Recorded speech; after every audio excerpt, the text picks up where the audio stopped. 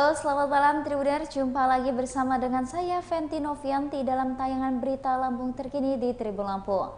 Kami akan menyajikan informasi menarik dan terkini seputar daerah di Lampung hanya untuk Anda. Dan inilah berita Lampung terkini selengkapnya. 6 desa di Kecamatan Simpang Pematang Mesuji terendam banjir. Sebanyak 6 desa di Kecamatan Simpang Pematang, Kabupaten Mesuji, Lampung terendam banjir. Hal ini berdasarkan data dari BPBD Kabupaten Mesuji. Adapun desa yang dimaksud meliputi Desa Simpang Pematang dan Desa Simpang Pematang. Kemudian Desa Jaya Sakti, Desa Margo Rahayu, Desa Wirabangun, dan Desa Bangun Mulyo. Dijelaskan Budiman, saat ini pihaknya tengah menyusuri wilayah banjir bersamaan dengan TNI Polri dan kepala desa lainnya. Menurut pantauan Tribun Lampung sejak pukul 9 waktu Indonesia Barat, beberapa lokasi yang alami kebanjiran sudah mulai surut. Namun untuk wilayah perbatasan Desa Jaya Sakti sampai saat ini belum surut, hingga beberapa rumah di lokasi tersebut harus terendam air. Bahkan terdapat satu unit kendaraan mobil Avanza harus terjebak karena tidak bisa melewati jalan akibat luapan air yang deras.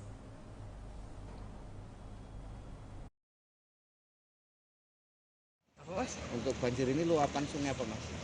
Sungai Desa Jaya Sakti. Puluhan rumah terpendam, sawah-sawah, kebun karet terpendam semua. Ini air datang jam berapa, Mas? Sekitar jam setengah 3. Sempat kaget nggak, Mas? Kaget, Mas, lagi tidur enak-enak, terus air datang dengan tiba-tiba. Untuk ketinggian air, Mas? Ketinggian air sekitar 1 meter lebih. Untuk aktivitasnya, Mas, sekarang Mas gimana, Mas? Sekarang lagi pada ngungsi. Ini sampai sekarang sudah ada dari pemerintah, Mas? Kalau Mas Udah tadi Bapak Kapolsek dari Simpang Pematang udah datang. dari Pemda? Dari Pemda sudah, dari Pak Kadesnya sudah datang tadi sekitar jam setengah 7. Ini rutin apa gimana sih, Mas? Tiap tahun apa Enggak sih, Mas. Setiap tahun kemarin ya kayak gini, tapi besaran ini, Mas, kasihan. Ini lebih besar ini soalnya. Dulu nggak pernah sampai jalan ini, nggak pernah. Untuk alat rumah tangga apakah ada yang terendam, Mas? Banyak. Belum bisa diselamatkan berarti? Belum bisa diselamatkan. Untuk sementara aktivitas warga gimana? Apa, Mas? Untuk banjir ini luapan sungai apa, Mas? Sungai. Beralih ke kabar selanjutnya, Tribuners, viral seberangkan jenazah pakai ban gegara tak ada jembatan di Bengkunat.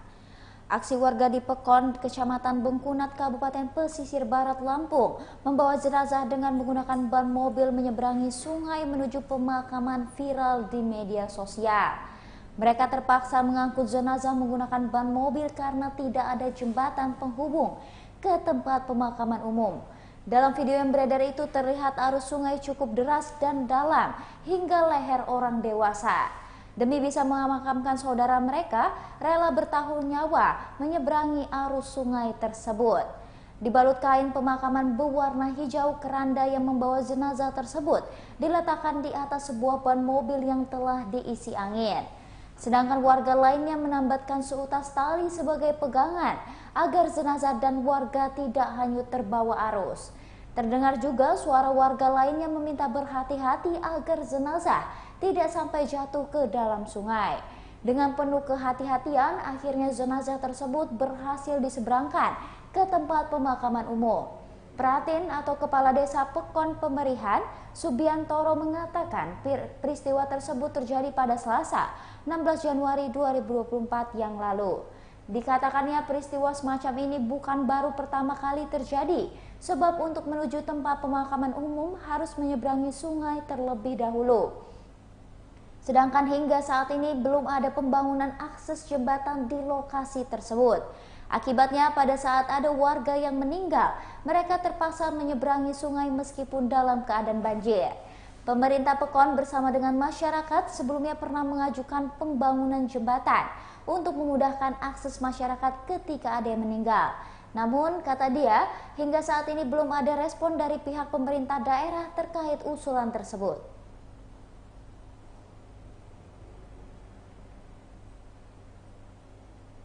Harga tomat di Metro meroket Rp20.000 per kilogram. Harga tomat di Pasar Eskopindo Metro Lampung menyentuh Rp20.000 per kilogram pada Rabu 17 Januari 2024. Berdasarkan informasi yang dihimpun Tribun Lampung, di beberapa lapak sayur di Pasar Eskopindo Metro, kenaikan harga tomat ini telah berlangsung sejak pekan pertama Januari 2024. Bahkan kenaikan harga tomat ini terbilang tinggi hingga mencapai ratusan persen dari harga normal. Susi, pedagang sayur di Pasar Eskopindo Metro menyebut harga tomat biasanya senilai Rp5.000 per kilogram. Akan tetapi kini harga tomat telah meroket hingga menyentuh Rp20.000 per kilogram.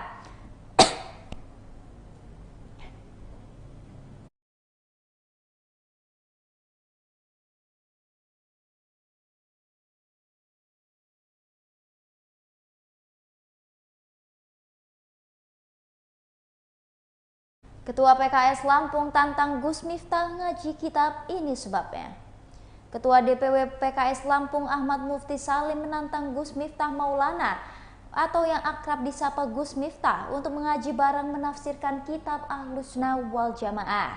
Tantangan terbuka itu disampaikan Mufti Salim melalui unggahan video di Instagram pribadinya, yakni @mas.mufti, dan telah disebarkan di media sosial. Ada alasan Mufti Salim menantang Gus Miftah.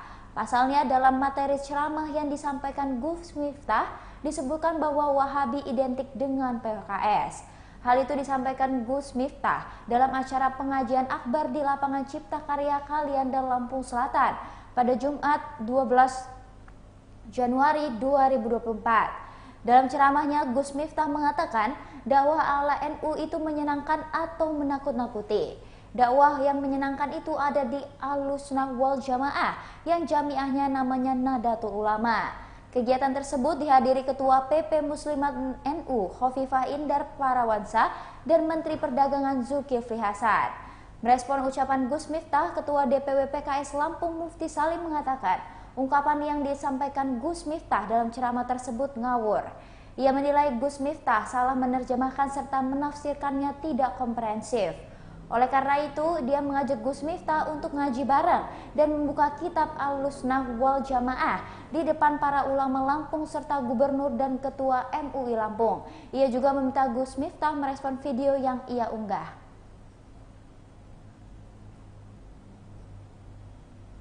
Pakai gerinda damkar Perengsewu Lampung bantu lepas cincin di jari pelajar. Petugas BPBD Damkar Kabupaten Pringsewu Lampung membantu melepaskan cincin yang tersangkut di jari manis seorang pelajar. Petugas Damkar Pringsewu Rido Anzil mengatakan pelajar bernama Moreno asal SMA Negeri 1 Ambarawa tersebut mendatangi kantor BPBD pada Rabu 17 Januari 2024. Dikatakannya pelajar tersebut meminta kepada petugas untuk melepaskan cincin yang ada di jari manis sebelah kanannya. Pihaknya menggunakan gerinda mini untuk memotong cincin.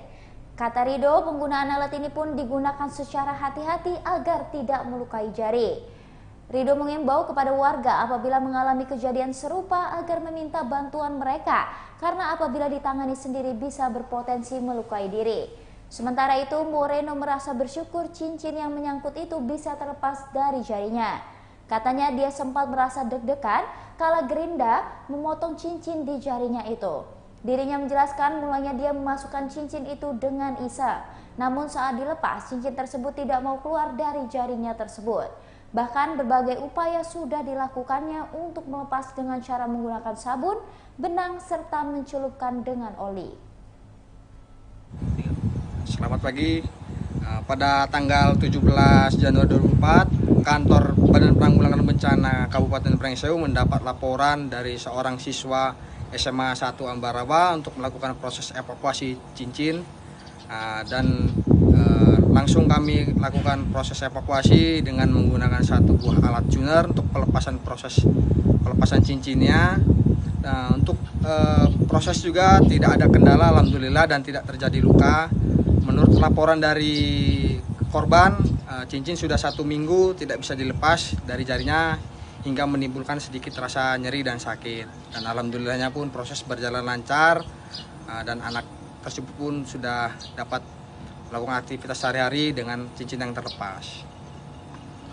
Ada luka nggak tadi? Untuk proses evakuasi alhamdulillah berjalan lancar dan tidak ada luka sedikit pun. Dan alhamdulillahnya juga proses berjalan lancar dan cepat. Berapa lama tadi Proses evakuasi sekitar 15 menit.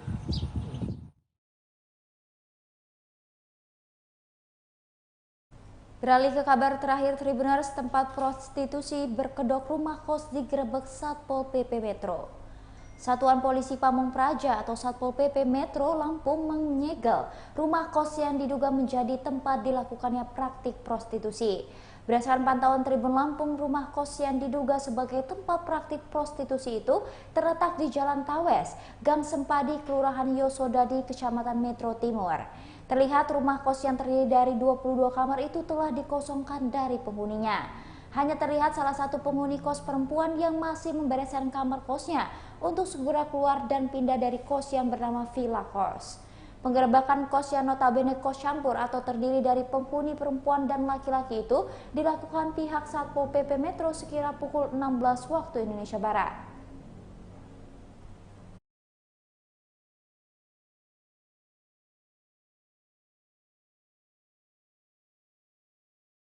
Eksa Arisandi.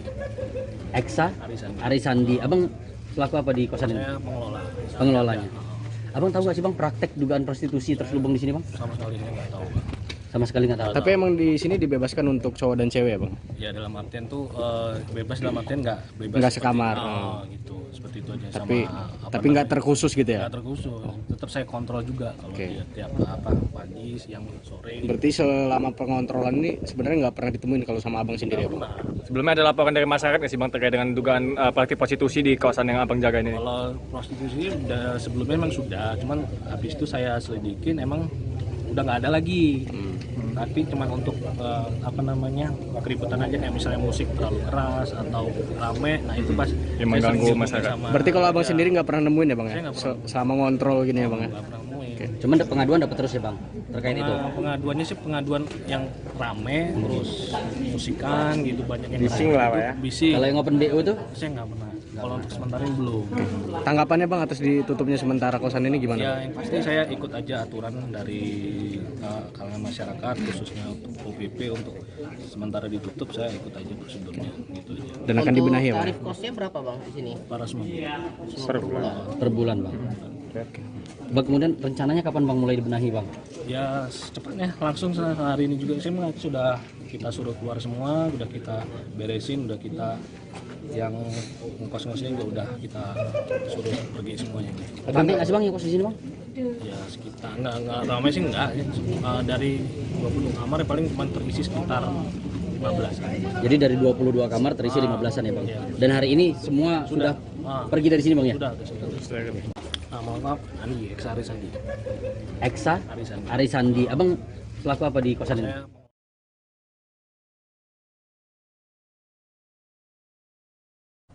Baiklah Tribuners, itulah tadi tayangan berita Lampung terkini bersama dengan saya Fenty Novianti. Jangan lupa untuk ikuti terus YouTube Tribun Lampung News Video dan YouTube Tribun Lampung Official. Selamat malam dan sampai jumpa.